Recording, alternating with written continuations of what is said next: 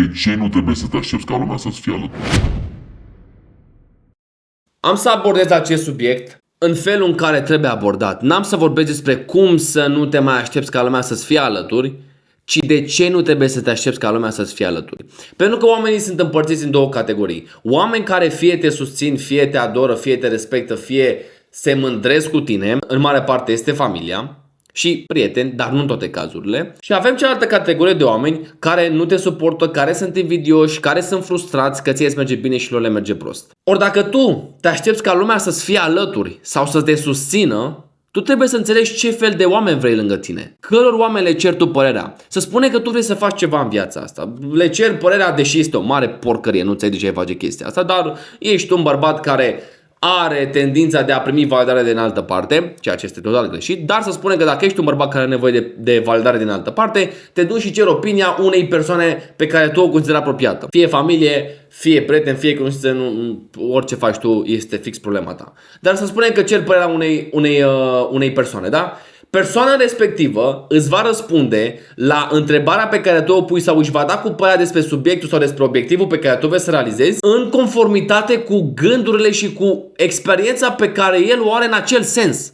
Ori dacă persoana respectivă, căreia tu îi ceri sfaturi, n-are niciun fel de tangență cu lucruri despre care tu vorbești sau cu direcția în care tu vrei să te îndrepți sau cu obiectivul pe care tu vrei să-l faci, ce sfaturi îți va da persoana respectivă? Îți va da sfaturi proaste, te va influența, te va demoraliza. Și tu, pentru faptul că îl consideri un om apropiat, vei asculta, implicit te vei demoraliza. Ăsta e motivul pentru care n-ai nevoie ca lumea să-ți fie alături sau să te susțină în lucrurile pe care vrei să le faci. Da, e corect. Trebuie să te consulți cu oameni, trebuie să le spui, pentru că nu strică o părere două. Dar trebuie să fii foarte tact și foarte inteligent înspre cum asimilezi informația. Pentru că am mai dat exemplul ăsta. Dacă te uiți la un film de acțiune și vezi pe aia cum îi zboară creierii pe perechi și fac toate porcările, tu nu ești motivat să faci chestia aia, pentru că tu știi că este entertainment. La fel și sfaturile pe care le iei de la persoane. Trebuie să știi să filtrezi informații, trebuie să știi ce vrei să iei de la oameni. Nu trebuie să asimilezi totul, pentru că, repet, ține minte asta. Omul îți va spune așa cum vede el lucrurile,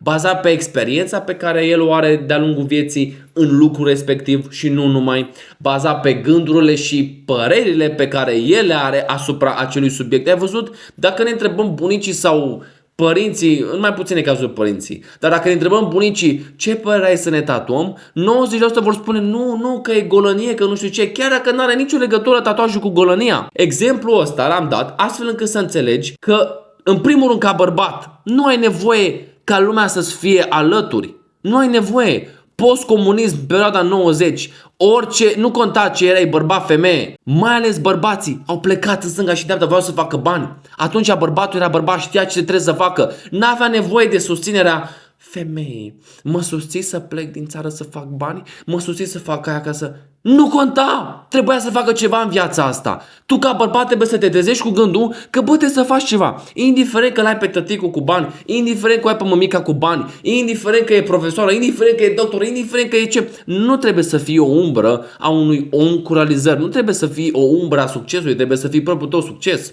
Ori ăsta este motivul pentru care eu consider că nu ai nevoie de așteptări sau să nu ai nevoie de susținerea lumii sau ca lumea să-ți fie alături. Și un alt exemplu pe care îl poți lua în considerare este ce se întâmplă la final de drum. Adică momentul în care mai e puțin și te duci acolo unde trebuie să fii, da? Sus, alături de cei dragi. Ce te învață chestia asta? Te învață că indiferent de toate părerile lumii, indiferent de lucrurile pe care ți le creezi în mintea ta datorită faptului că ești anxios, lucru care nu există și am să fac un subiect și despre tema asta, pe lângă toate relațiile și conexiunile și prietenii tăi, hai să bem, hai să facem, la capul tău vor fi 5, 6, 7 persoane, 10 persoane. 99% va fi familia, restul câteva cunoștințe. Lucrul ăsta te învață că la urma urmei te vei duce singur. Singur ești băgat în camera aia de lemn, singur ești băgat în pământ și singur vei fi. De aceea, dacă știm cum ne vom duce și știm clar că toți ne vom duce, folosește-te de gândul ăsta ca să te asiguri că atunci când ajungi acolo, să ajungi așa cum ai vrut tu. Să spunem, spre exemplu, un exemplu foarte metaforic, că mâine se întâmplă ceva, Doamne ferește, cu tine, ok? Și ajungi să fii incapabil să te miști sau să mai faci ceva și pur și simplu ești la pat. Și singura abilitate pe care o mai este să-ți miști ochii, limba, să vorbești și să gândești. Atât. Ce vei gândi pentru tot restul vieții? Ce vei gândi? Ce film îți vei face în cap?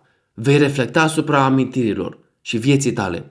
Ori dacă tu toată viața ai așteptat validarea altora, dacă tu toată viața ai așteptat susținerea altora, dacă toată viața ai trăit ca să-i mulțumești pe alții, ce film îți rulezi tu în cap? Filozofia și părerea și concepția mea este că în momentul în care ajungi acolo, trebuie să-ți rulezi cel mai tare film. Atât de tare să fie încât să aștepți să se termine ziua ca să rulezi iară de la capăt. Acel film în cap. Film care reprezintă viața ta. Și cum faci chestia asta? Să te asiguri că trăiești așa cum vrei tu, să te asiguri că faci lucrurile așa cum vrei tu, să te asiguri că trăiești în fiecare zi pentru obiectivele și pentru dorințele tale și nu pentru a-i mulțumi pe ceilalți.